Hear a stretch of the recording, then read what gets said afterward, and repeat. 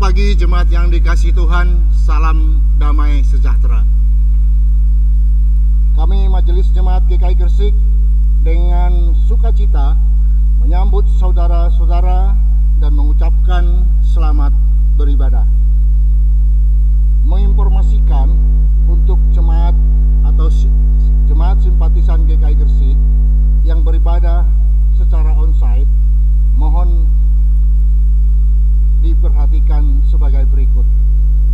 Ibadah kita pagi hari ini dipimpin oleh Pendeta Sutrisno dari Sekum BPM SW Jatim. Berikutnya, dalam kondisi sehat telah memakai minimal masker, bisa tambah face shield dari rumah masing-masing. Yang kedua, cuci tangan dari tempat yang sudah disediakan sebelum masuk ruang ibadah. Yang ketiga, bersedia cek suhu normal di bawah 37,5 derajat. Yang keempat, mempersiapkan persembahan dari rumah dan ada 2 kotak persembahan di pintu depan. Yang kelima, mengikuti panduan arah panah yang sudah disediakan, baik arah masuk ataupun arah keluar. Yang keenam, tetap physical distancing dan social distancing. Bila ibadah telah selesai, dimohon tidak berkumpul-kumpul namun bisa langsung pulang. Berikutnya, persekutuan doa malam. Menginformasikan untuk kegiatan persekutuan doa malam pada Rabu tanggal 16 September 2002 untuk sementara dialihkan menjadi doa malam keluarga di rumah masing-masing. Yang berikut, kebaktian rumah tangga. Menginformasikan bahwa kebaktian rumah tangga pada Kamis tanggal 17 September 2020 untuk sementara dialihkan menjadi kebaktian rumah tangga di rumah masing-masing. Berikutnya, hari ulang tahun. Dan pada kesempatan ini juga perkenankan Majelis Jemaat dan Jemaat GKI Gresik mengucapkan selamat berbahagia kepada saudara-saudara yang merayakan hari kelahirannya maupun hari pernikahannya pekan ini. Tuhan memberkati. Demikian warta lisan yang perlu kami sampaikan pada ibadah minggu ini. Sebelum kita mulai ibadah ini, kami mengajak jemaat mempersiapkan diri masing-masing dengan bersaat teduh.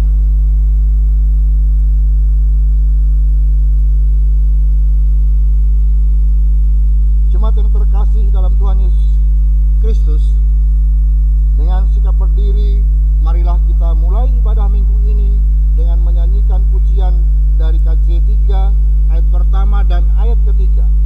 Kami puji dengan riang.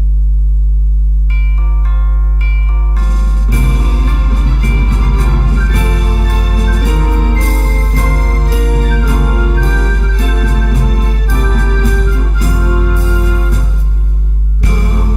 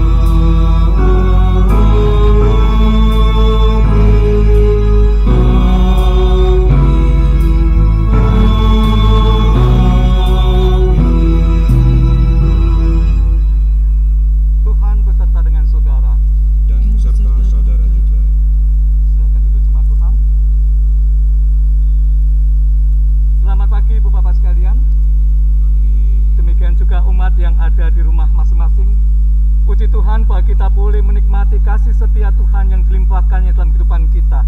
Hanya karena kasih kemurahannya lah, maka kita boleh berada di dalam hidup ini, boleh menikmati kehidupan keseharian kita. Ibadah kita pada hari ini menggunakan sebuah tema pengampunan, memulihkan semuanya. Oleh karena itu akan dilandaskan di dalam Efesus pasal yang keempat, ayat yang ke-32. Tetapi hendaklah kamu ramah seorang terhadap yang lain, penuh kasih mesra dan saling mengampuni, sebagaimana Allah dalam Kristus telah mengampuni kamu. Jemaat Tuhan kasih Yesus Kristus, inilah seruan Allah atas kita untuk hidup di dalam pengampunan. Tetapi bukankah kita menemukan sebuah realita, mengampuni orang bukan perkara yang gampang. Terlebih lagi ketika orang itu telah menyakiti kita sedemikian luar biasa, maka untuk mengampuninya butuh sebuah upaya yang sangat keras. Kesetiaan kita untuk menerima mereka apa adanya butuh perjuangan yang sangat keras. Itulah realita kita. Tetapi bukankah Allah telah memberikan pengampunannya atas kita dengan luar biasa? Meskipun ada banyak kali kita telah mengkhianati Dia, namun tangan Allah tetap terbuka atas kita. Bahkan meskipun toh kita telah menghujat Dia sekalipun, namun ketika kita datang kepada Dia, mengaku segala dosa dan salah kita di depan Dia, bukankah tangan Allah tetap terbuka atas kita? Oleh karena itu jemaat Tuhan, di tengah-tengah segala keberadaan kita yang penuh dengan dosa ini, mari sebagai pribadi saya undang untuk menghadap kepada Tuhan, untuk mengakui segala dosa dan salah di hadapan Tuhan, meminta belas kasihan dan pengampunannya. Saya berikan kesempatan secara pribadi untuk mengakui dosa dan salahnya di hadapan Tuhan terlebih dahulu. Mari kita berdoa secara pribadi.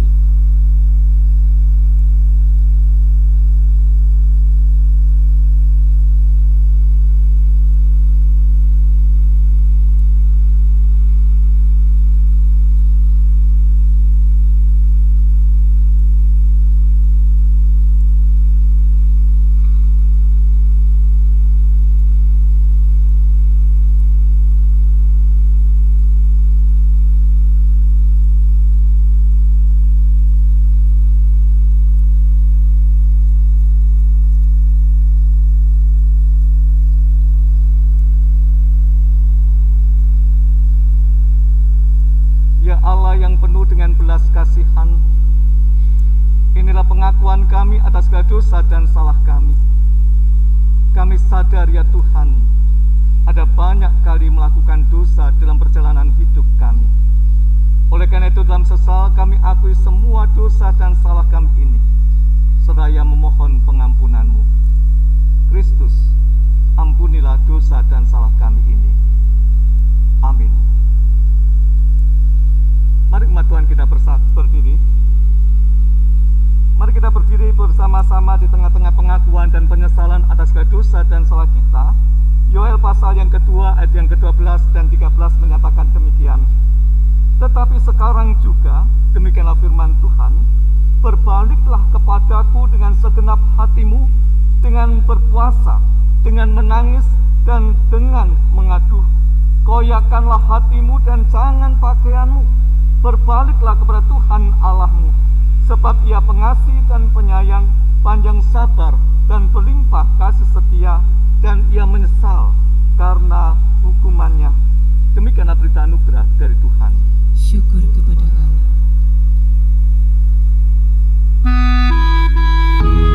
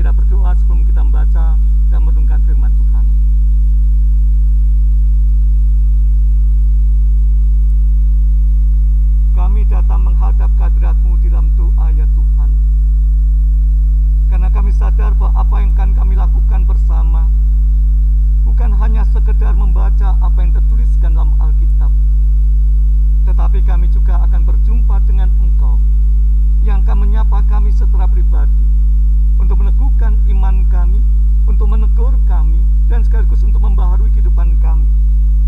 Oleh karena itulah kami datang menghadap hadirat-Mu ya Tuhan, memohonkan belas kasihan-Mu, agar Engkau menyapa kami secara pribadi dalam firman-Mu itu, agar apa yang kami peroleh itu ya Tuhan, bisa mengubahkan kehidupan kami, sehingga kehidupan kami semakin lama, semakin berkenan di hadapan Tuhan. Bersabdalah ya Tuhan, kami siap untuk mendengarkan, merenungkan, dan kemudian dalam pertolongan Roh Kudus-Mu melakukan dalam hidup sehari kami. Dalam Kristus Yesus kami mohonkan doa kami ini. Amin. Mari umat Tuhan kita membuka Injil Matius pasal yang ke-18. Matius pasal 18 kita akan baca ayat yang ke-21 sampai dengan ayat yang ke-35.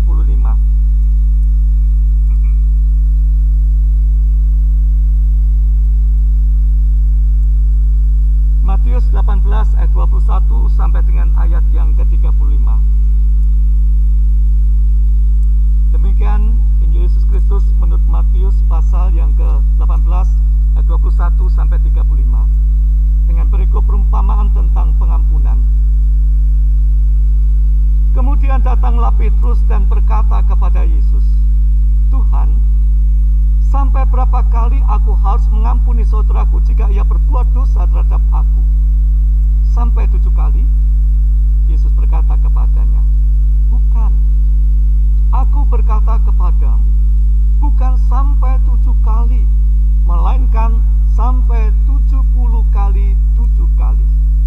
Sebab hal kerajaan surga seumpama seorang raja yang hendak mengadakan perhitungan dengan hamba-hambanya. Setelah ia mulai mengadakan perhitungan itu, dihadapkanlah kepadanya seorang yang berutang 10.000 talenta. Tetapi karena orang itu tidak mampu melunaskan hutangnya, raja itu memerintahkan supaya dijual beserta anak istrinya dan segala miliknya untuk membayar hutangnya. Maka sujudlah hamba itu menyembah dia, katanya, 'Sabarlah dahulu, segala hutangku akan kulunaskan.' Lalu tergeraklah hati raja itu oleh belas kasihan akan hamba itu, sehingga ia membebaskannya dan menghapuskan hutangnya. Tetapi ketika hamba itu keluar, ia bertemu dengan seorang hamba lain yang berutang 100 dinar kepadanya. Ia menangkap dan mencekik kawannya itu, katanya, 'Bayar hutangmu.' Maka sujudlah kawannya itu dan memohon kepadanya, 'Sabarlah dahulu, hutangku itu akan kulunaskan.' Tetapi ia menolak dan menyerahkan kawannya itu ke dalam penjara sampai dilunaskannya hutangnya. Melihat itu, kawan-kawannya yang lain sangat sedih, lalu menyampaikan segala yang terjadi kepada tuan mereka. Raja itu menyuruh memanggil orang itu dan berkata kepadanya, 'Hai hamba yang jahat, seluruh hutangmu telah kuhapuskan karena engkau memohonkannya kepadaku. Bukankah engkau pun harus mengasihani kawanmu seperti aku telah mengasihani engkau?' Maka marahlah tuannya itu dan menyerahkannya kepada Al-Gucu sampai ia melunaskan seluruh hutangnya.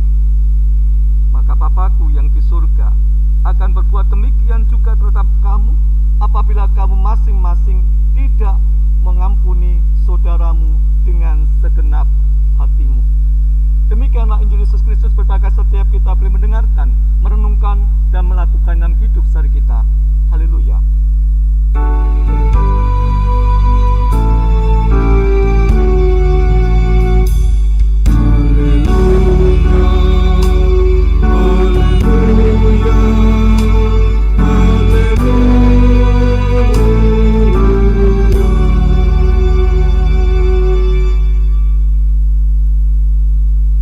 Jemaat Tuhan yang kasih Yesus Kristus, kalau kita mau mencoba memperhatikan, ada dua kondisi yang kerap kali membuat orang tidak akan bisa menjalani hidup ini dengan damai, dengan tenang.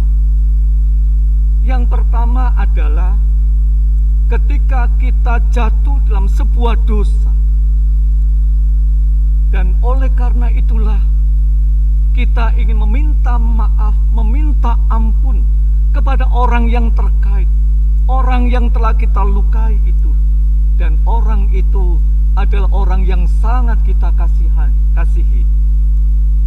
Dosa ini memang sudah cukup lama, tetapi kita simpan sedemikian rupa, dan sekarang kita ingin menyatakannya, meminta maaf kepada Dia. Tetapi apa daya, ajal itu telah menjemput kekasih kita, sehingga ucapan permohonan maaf yang akan kita nyatakan itu tak bisa kita ungkapkan dengan baik. Bukankah ini akan membuat kita berada dalam situasi yang sangat-sangat tersesatkan, sangat sakit, dan akan terus membayangi kehidupan kita. Hal yang kedua yang tidaklah mudah untuk kita jalani dalam hidup ini membuat kita tetap bersuka cita adalah yang sebaliknya,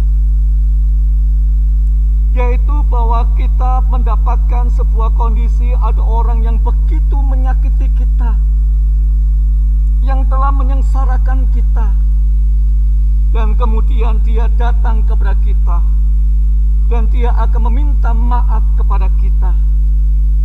Namun karena kemarahan yang luar biasa yang melanda kita, maka kita tak memberikan maaf. Dan ketika pada saatnya kemudian dia mau meninggal, dia datang kepada kita dan meminta maaf, tetapi kita tetap mengeraskan hati. Sampai saatnya kemudian dia pun berpulang kepada Tuhan, dan saat itulah kita baru mendapatkan ceritanya dengan sangat detail apa yang sedang terjadi.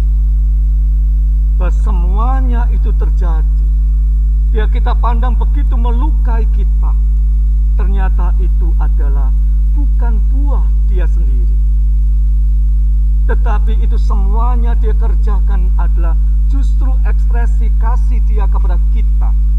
Bukankah itulah yang menghantarkan kita kepada sebuah penyesalan yang tak akan berujung? Tak akan ada lagi hidup yang tenang. Meskipun kita bisa tertawa, tetapi hati kita tetap berduka. Jemaat Tuhan kasih Yesus Kristus, inilah yang akan menimbulkan trauma dalam kehidupan kita.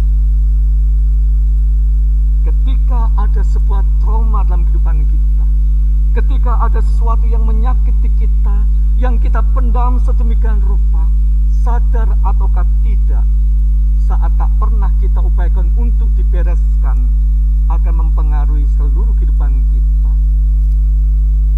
Saya mengatakan demikian karena saya pernah mengalami itu. Ketika saya masih SMP, saya punya kondisi tidak bisa berbicara di depan orang banyak. Jangankan orang banyak, orang yang hanya 10 saja, saya tidak bisa berkata banyak.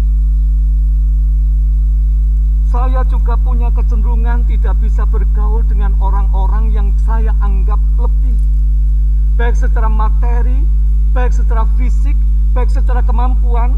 Saya menjadi minder ketika berada di depan mereka. Saya tidak tahu apa yang terjadi, kenapa saya mengalami kondisi yang seperti itu. Barulah kemudian sedikit mulai terungkap ketika kuliah, ketika mulai belajar tentang psikologi, ketika mulai dibimbing, mulailah saya menjadi sadar apa yang menjadi penyebab kesemuanya itu. Ternyata itu adalah buah sebuah trauma yang selama ini saya simpan dengan sangat dalam. Buah dari sebuah pengalaman yang pahit dengan orang yang besar, harus melindungi dan menaungi saya. Tetapi ternyata tidak. Memang dia bukan orang tua saya. Memang dia bukanlah orang yang ada serumah dengan saya.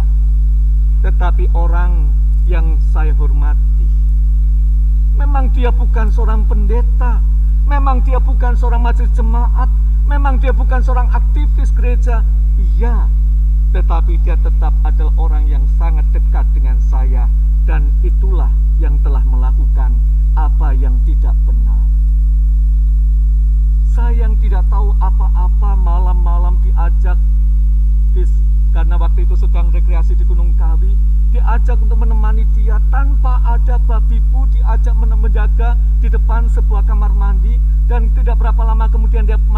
saya masuk dan tidak ada perkataan apapun. Langsung saya digeret oleh dia, diseret oleh dia, dimasukkan kepala saya di tempat kamar mandi itu, di bak kamar mandi. Bukan hanya sekali, berkali-kali. Pada suatu kali ketika saya sedang bermain kepada dia, dan ketika menyaksikan dia masuk di ruang makan, hati saya mulai bergetar. Saya yang satu sedang menikmati tahu goreng, dan di sana ada lombok-lombok yang biasa untuk meneman tahu goreng. Kemudian dia duduk di samping saya dan mengambilkan tahu goreng itu dan meletakkan di depan saya, dan mengambil satu genggam lombok itu dan diletakkan di samping tahu goreng itu, dan kemudian dia mengatakan, "Makan. Habiskan." Dan itulah yang membuat saya tidak bisa berhadapan dengan orang besar. Dalam hati saya yang paling dalam muncul sebuah kemarahan yang luar biasa yang tak pernah terungkapkan. Awas ya, nek aku gede tak pateni kamu. Awas ya, kalau saya sudah besar saya matikan kamu, saya bunuh kamu. Marah, tapi saya pendam sedemikian rupa. Dan ekspresinya adalah tidak punya sebuah kemampuan berhadapan dengan orang yang dewasa. Memang bisa tertawa bersama dengan teman-teman, tetapi tetap hati itu menyimpan kemarahan yang luar biasa, menyimpan dendam yang luar biasa. Sampai pada suatu kali ketika dosen itu meminta kami untuk menuliskan dalam sebuah tulisan makalah tentang luka masa lalu. Apa yang terjadi dan apa yang didambakannya. Mohonlah kemudian saya mengungkapkan hal itu dalam tulisan paper itu sambil menangis, sambil meneteskan air mata yang tak lagi bisa terbendungkan, yang selama sekian puluh tahun saya pendam, dan kemudian harus saya tuliskan dalam sebuah tulisan. Dan pada saat yang sama kemudian dimintakan untuk mendoakannya dan mengampuninya. Cuma Tuhan kasih Yesus Kristus butuh waktu, bukan hanya 1-2 menit, bukan hanya 1-2 jam. Berhari-hari saya bergumul, apakah pantas untuk didoakan? Apakah pantas untuk diampuni? Dan ketika kemudian mulai ada kekuatan untuk mengatakan iya pantas, tetapi mengucapkan nama itu pun bukan perkara yang gampang, sangat sulit. Dan ketika sudah bisa mengucapkan namanya dan mengungkapkan pemberian maaf itu, namun pada suatu kali ketika pulang ke rumah dan berjumpa dengan orang itu, muncul kembali. Semuanya barulah kemudian bisa terselesaikan dengan baik ketika saya berani menjabat tangan dia. Dan dalam hati saya mengatakan, aku memaafkan kamu. Mungkin kau tak tahu apa yang sedang kau lakukan telah menghancurkan hidupku. Dan apa yang terjadi, itulah yang mengubahkan kehidupan saya sekarang. Itulah yang memampukan sekarang saya berdiri di depan banyak orang. Itulah yang memampukan saya untuk berhadapan dengan siapapun yang semula tak pernah bisa saya lakukan. Kenapa? Karena saya berani mengatakan, ya, saya maafkan. Memaafkan, mengampuni, memang akan memulihkan ketika dilakukan dengan tepat. Sehingga oleh karena itulah ketika Petrus bertanya kepada Yesus berapa kali dia harus mengampuni, memang dalam tradisi hanya cukup 3 kali pengampunan diberikan, namun Petrus sudah mengungkapkan 7 kali. Bukankah Yesus mengatakan 70 kali 7 kali? Yang mana Yesus mengungkapkan kepada Petrus bahwa pengampunan itu tak layak dihitung 1, 2, 3, tidak. Pengampunan itu tak layak kemudian coba untuk dibandingkan dengan apapun dan siapapun, tidak. Pengampunan lahir dari hati yang paling dalam, karena tanpa disertai dengan kesungguhan, tanpa disertai dengan ikhlasan, tanpa disertai dengan apa yang kita telah nikmati dari Allah, yaitu pengampunan yang tak terbatas itu, maka tak akan ada dampak apapun. Perhatikan ilustrasi yang diberikan oleh Yesus di sini. Bagaimana seorang hamba yang kedapatan memiliki hutang yang begitu besar kepada raja, 10.000 talenta. Sehingga oleh karena itulah raja ingin mencoba memberikan sanksi dari semua yang telah dilakukan itu. Bukan hanya bagi dia, tetapi juga bagi istri dan anak-anaknya. Dan itu adalah tepat, karena hutangnya begitu besar. Hutang itu tak bisa dilunasi hanya 1-2 bulan, tak hanya bisa dilunasi 1-2 tahun, tetapi bertahun-tahun karena sedemikian besarnya. Namun ketika hamba itu kemudian menyembah raja itu dan berkata dalam ayat 26, "Sabarlah dahulu, segala hutangku akan kulunaskan." Maka perhatikan ayat yang ke-27. Lalu tergeraklah hati raja itu oleh belas kasihan akan hamba itu, sehingga ia membebaskannya dan menghapus hutangnya. Tergeraklah raja itu oleh belas kasihan akan hambanya, dan kemudian raja itu membebaskan dan menghapuskan hutangnya. Apa yang kita temukan di sini, jemaat Tuhan? Allah kita adalah Allah yang begitu mengasihi, yang tak pernah berhitung-hitung berapa kali kita telah melakukan segala dosa dan salah kita di depan Tuhan, yang tak pernah mencoba menakar berapa besar dosa dan salah yang telah kita lakukan di depan Allah.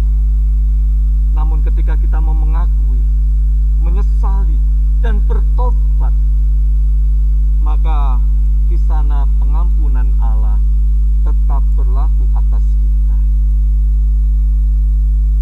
Namun seiring dengan itu, Allah mendambakan juga kita memperlakukan hal yang sama. Ingat apa doa Bapa kami? Masih ingat kan doa Bapa kami, Bapak Ibu? Ampunilah kami akan kesalahan kami seperti kami telah mengampuni sama kami. Dengan bahasa yang sekarang ini, maka kepada kita bersama-sama diajak oleh Allah.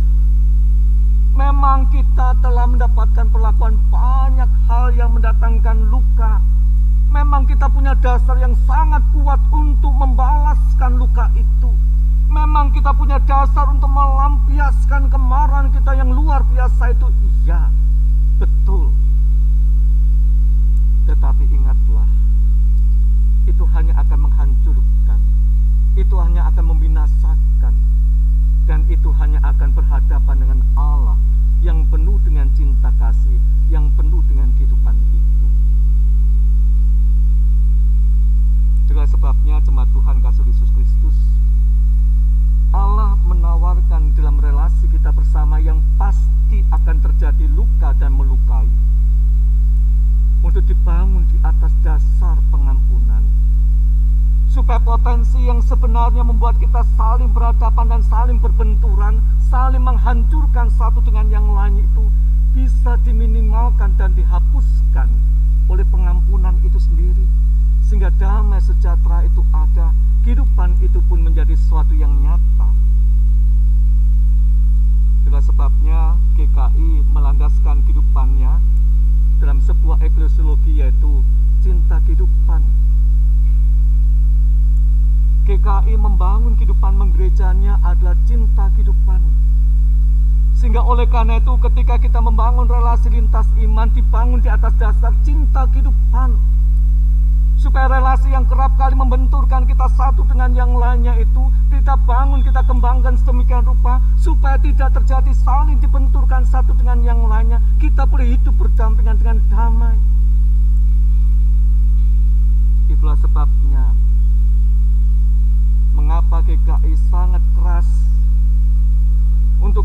tidak terlalu cepat mengambil keputusan beribadah secara onsite, beribadah dalam ruangan yang ada dalam gedung gereja itu. Karena kita sadar potensi untuk munculnya virus itu tersebarkan sangat kuat.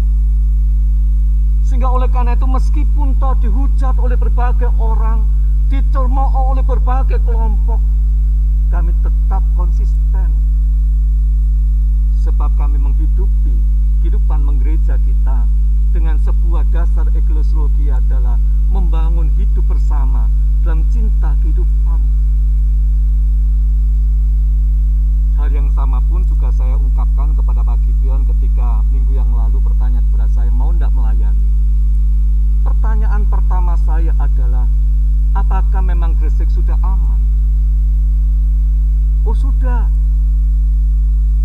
Malah sudah mendapatkan rekomendasi bisa melaksanakan. It's okay. Kalau memang bisa dipertanggungjawabkan aman, it's okay. Tetapi kalau tidak perlu dipaksakan. Loh, kami kan harus beribadah dalam gedung gereja. Betul. Itu kalau kondisi aman. Tetapi kalau tidak, maka adalah idealnya tidak. Mengapa saya mengungkapkan hal ini, jemaat Tuhan? Beberapa hari yang lalu di grup kami, teman-teman seangkatan itu, kami mendapatkan sebuah berita salah satu teman kami terkonfirmasi reaktif. Dan kemudian pada akhirnya dia mengatakan, tolong doakan istri dan anak-anak saya. Mereka sedang menjalani swab dan tidak tahu hasilnya seperti apa, baru akan ketahuan besok. Doakan supaya tidak reaktif. Barulah kami sadar kenapa dia sangat memohon itu, karena dia bersama dengan keluarganya. Dia merasa berdosa dengan keluarganya. Kalau sampai mereka ada yang terkonfirmasi positif, reaktif, karena dirinya, yang mungkin karena satu dan lain hal, sehingga kemudian terpaparkan. Dan itulah yang sebenarnya kita ingin upayakan, supaya gereja itu bukan menjadi klaster baru. Kita yakinkan benar bahwa semuanya kita lakukan dengan sebaik mungkin. Kenapa? Karena kalau itu sampai terjadi penyesalan, untung kalau bisa minta maaf kepada dia yang terkonfirmasi positif reaktif karena kita. Tetapi kalau tidak, sedemikian cepatnya waktu itu berjalan dan belum sampai kita mengungkapkan maaf, ini semua kesalahanku, dan dia berpulang kepada Tuhan, maka seumur hidup kita akan berada di bayang-bayang rasa berdosa, rasa bersalah, dan tak ada lagi perasaan damai. Sehingga oleh karena itu selama waktu ini masih ada, berjumpa dan berrelasi dengan siapapun, maka bangunlah hidup bersama kita ini dalam kesediaan saling mengampuni. Untuk apa? Untuk relasi yang sempat mengalami situasi yang berbenturan dengan sedemikian keras, situasi yang saling melukai dan mengancam kepada kematian itu. Dalam pengampunan, semuanya dipulihkan, semuanya menjadi damai, semuanya menjadi indah. Ketika saya mengatakan dalam hati sambil berjabat tangan kepada dia, aku memaafkan kamu. Aku memaafkan kamu. Hati yang semula begitu kering, begitu kosong dan hampa, yang hanya diisi kalaupun ada isiannya adalah isian kemarahan yang luar biasa, berubah menjadi tenang, berubah menjadi damai. Dan ketika berjumpa dengan dia, tak lagi terbersitkan keinginan untuk membunuh dia, justru kasihan melihat dia yang tanpa sadar menyimpan dosa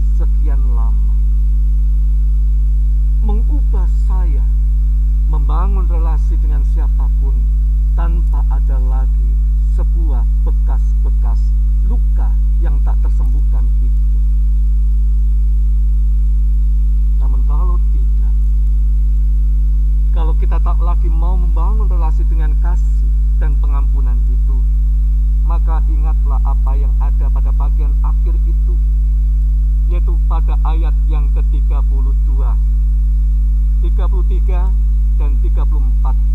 Raja itu menyuruh memanggil orang itu dan berkata kepadanya, "Hai hamba yang jahat, seluruh hutangmu telah kuhapuskan karena engkau memohonkannya kepadaku.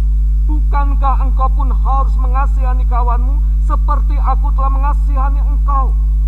Maka marahlah tuannya itu dan menyerahkannya kepada algojo sampai ia melunaskan seluruh hutangnya. Tanpa pengampunan, bukan damai yang akan kita tuai, tetapi penjara yang akan kita dapatkan. Kebinasaan itu yang akan kita peroleh. Dan kepada kita sekarang, Bapak Ibu Saudara, demikian juga umat yang ada di rumah, manakah yang akan kita ambil? Pilihan kepada kita diberikan sekarang. Pengampunan yang akan berbuah sebuah kehidupan yang penuh dengan damai, kehidupan yang penuh dengan keindahan, relasi yang tanpa terbebani oleh apapun, ataukah pengampunan yang tak pernah kita mau berikan, yang hanya akan membuahkan sebuah penjara dendam, penjara emosi, penjara amarah, yang pada akhirnya hanya akan membinasakan kita semata. Manakah yang akan kita pilih? Sebagai pribadi, saya akan memilih yang pertama, hidup dalam pengampunan. Karena saya telah merasakan hidup dalam pengampunan itu memang ada damai, memang ada ketenangan, memang ada kesukacitaan, memang ada kebahagiaan. Tetapi saya sudah pernah mengalami yang pertama, yang hanya akan berbuah kemalangan semata. Dan oleh karena itu, saya akan tidak memilih yang kedua, namun hanya memilih yang pertama. Bagaimana dengan Bapak, Ibu, dan Saudara? Demikian juga umat yang ada di rumah. Amin. Mari kita mengambil satu sejenak.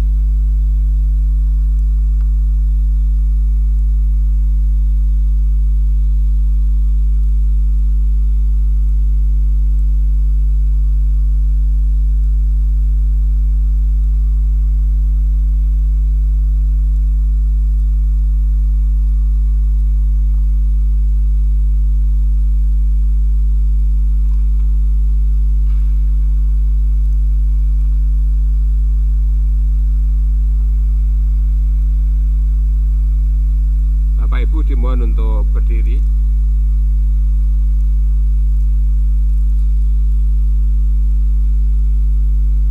Mari kita bersama-sama dengan umat Allah di masa lalu, masa kini, dan masa depan, mengingat pengakuan pada baptisan kita menurut pengakuan iman rasuli yang demikian. Aku percaya kepada Allah, Bapa yang Maha Kuasa, Khalik langit dan bumi, dan kepada Yesus Kristus, anaknya yang tunggal Tuhan kita, yang dikandung dari Roh Kudus, lahir dari anak darah Maria, yang menderita sengsara di bawah pemerintahan Pontius Pilatus, disalibkan, mati, dan dikuburkan, turun ke dalam kerajaan maut. Pada hari yang ketiga, bangkit pula dari antara orang mati, naik ke surga, duduk di sebelah kanan Allah, Bapa yang Maha Kuasa, dan dari sana Ia akan datang untuk menghakimi orang yang hidup dan yang mati. Aku percaya kepada Roh Kudus, gereja yang kudus dan am, persekutuan orang kudus, pengampunan dosa, kebangkitan orang mati, dan hidup yang kekal. Amin. Dan duduk kembali.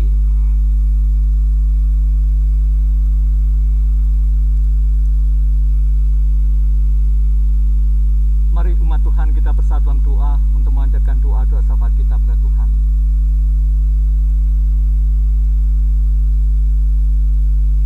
Di dalam relasi kami bersama dengan sesama, demikian juga dengan Engkau ya Tuhan, memang benar memiliki potensi sangat besar untuk luka dan melukai. Dan kami bersyukur ya Tuhan, Engkau mengingatkan kepada kami, agar potensi yang besar ini yang bisa melanda kehidupan kami, juga membuat kami menikmati hidup yang berada dalam damai sejahtera-Mu, yaitu membangunnya di dalam pengampunan. Oleh karena itu tolonglah kami ya Tuhan, untuk bisa membangun kehidupan kami bersama dengan sesama kami, demikian juga bersama dengan Engkau, membangunnya di dalam dan di atas sebuah pengampunan. Saat ini kami ingin menyerahkan dalam doa kami ya Tuhan. Doa kami untuk bangsa dan negara kami ya Tuhan. Di tengah-tengah pandemi yang ada ini ya Tuhan, bangsa ini punya potensi besar untuk terpuruk.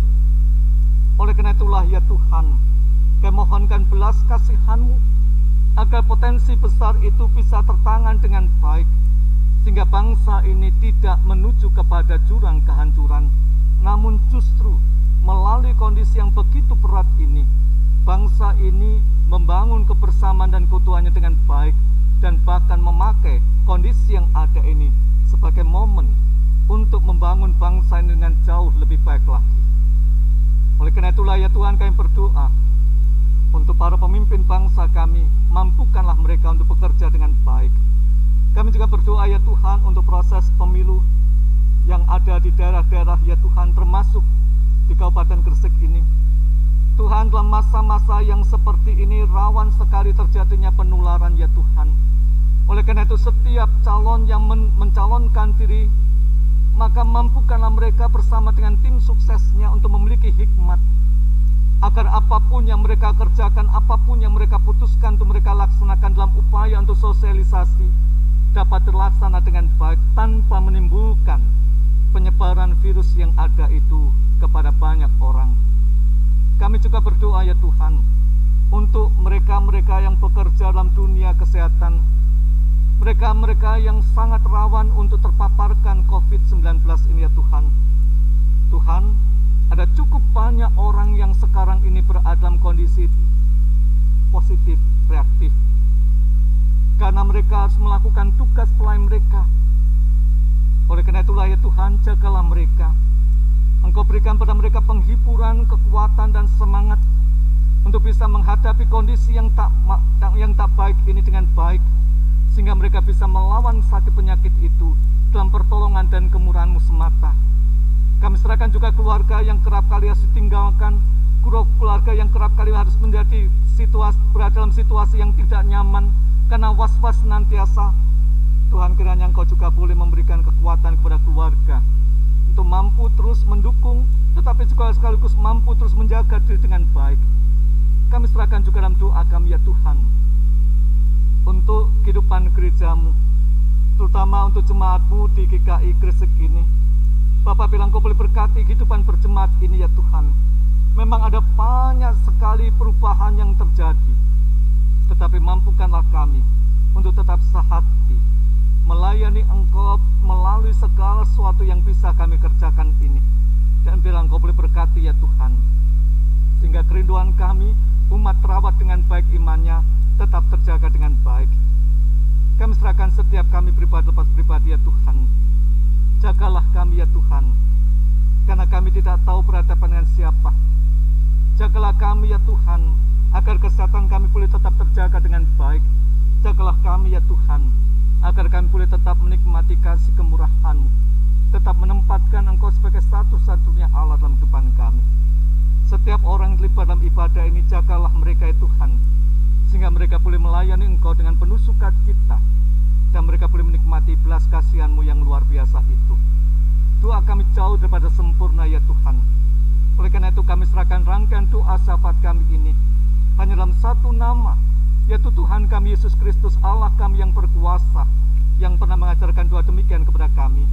Bapa kami yang di surga, dikuduskanlah nama-Mu, datanglah kerajaan-Mu, jadilah kehendak-Mu di bumi seperti di surga.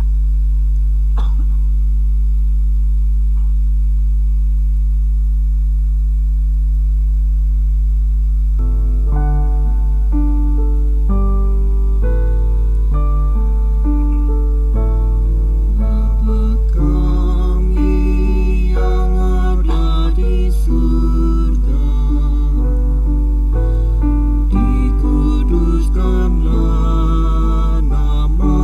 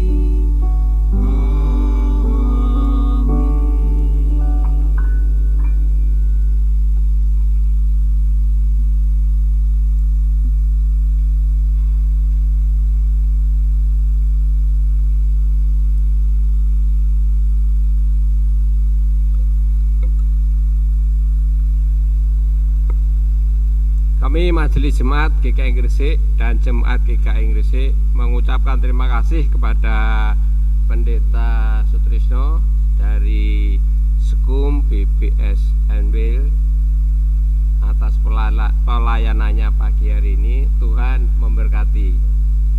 Kami juga mengucapkan terima kasih kepada pemandu pujian, pemain musik, penyambut jemaat atas pelayanannya. Tuhan memberkati.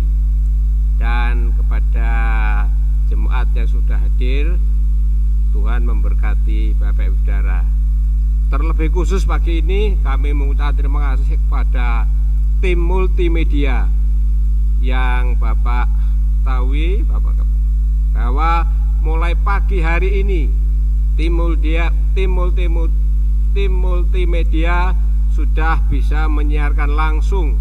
Jadi siaran langsung ini bisa diikuti jemaat yang berada di rumah masing-masing. Ya, jadi mulai pagi ini ibadah atau kebaktian sudah bisa diikuti oleh saudara-saudara yang tidak bisa hadir di gereja. Jadi siaran langsung ini sudah bisa dinikmati. Oleh sebab itu kami ucapkan selamat dan terima kasih kepada tim multimedia. Bapak Ibu, marilah kita memberikan persembahan kepada Tuhan atas segala berkat yang telah Tuhan limpahkan kepada kehidupan kami setiap hari. Persembahan pagi ini ada 2 kantong, yaitu kantong merah untuk renovasi gereja, kantong hijau untuk operasional gereja. Namun persembahan ini tidak diedarkan secara langsung. Tadi sudah ditempatkan di pintu masuk. Di sana ditempatkan untuk kotak persembahan, dan apabila ada yang belum memberikan, nanti pada saat pulang ya, di pintu keluar sudah disiapkan kotak. Jadi nanti kalau belum memberikan persembahan di depan, bisa memberikan persembahan pada saat pulangnya kita siapkan. Demikian juga untuk Bapak Ibu yang berada di rumah, ya, persembahan bisa ditransfer lewat rekening BCA, baik untuk operasional maupun renovasi, maupun melalui aplikasi ya, GoPay, Dana, OVO dan lain-lain. Apabila tidak, bisa dimasukkan amplop untuk nantinya bisa dimasukkan di dalam berangkas di gereja. Sebagai dasar kita memberikan persembahan, kita ambil dari 1 Tawarikh 16 ayat 29 yang demikian firman Tuhan. Berilah kepada Tuhan kemuliaan namanya, bawalah persembahan dan masuklah menghadap Dia. Sujudlah menyembah kepada Tuhan dengan berhiaskan kekudusan. Mari kita memuliakan nama Tuhan dengan NKB 208 ayat 1 dan 3, tabur waktu pagi.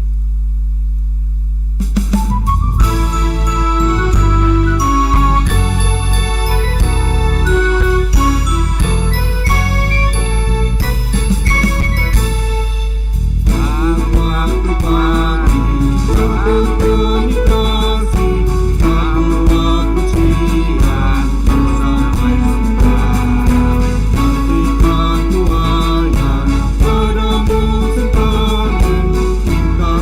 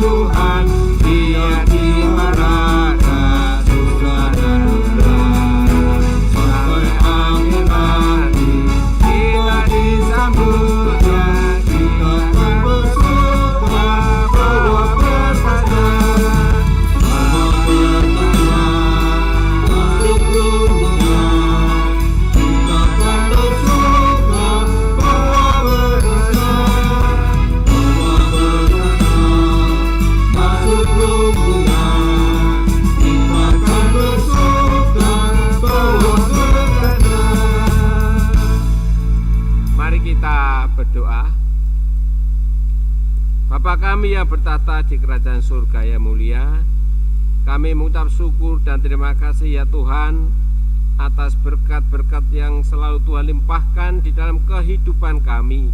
Dan pagi hari ini kami boleh mempersembahkan berkat yang berasal daripada Tuhan. Ya Tuhan, berkati persembahan ini agar berguna bagi perkembangan gerejamu di GKI Gresik. Berkati juga Bapak Ibu Saudara yang sudah memberikan persembahan ini. Terima kasih Tuhan, dalam nama Tuhan kami Yesus Kristus, semuanya ini kami naikkan. Amin.